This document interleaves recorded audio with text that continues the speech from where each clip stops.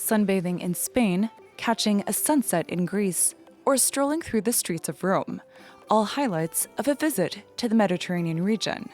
Long a leading tourist destination, this could eventually change. Over the past few weeks, temperatures have soared and tourists suffered.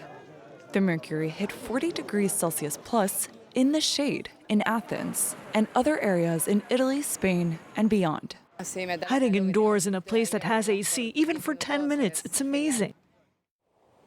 Already this year, tourism has reportedly dropped by 10% compared to last year, a trend which could continue as global warming shows no signs of abating.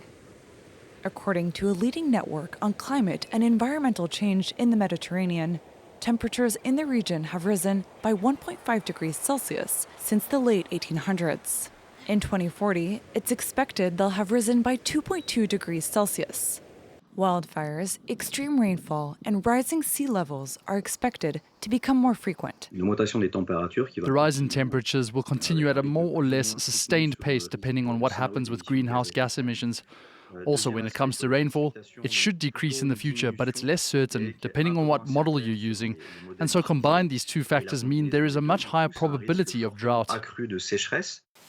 In order to survive, the tourism sector will need to undergo profound changes, especially in cities.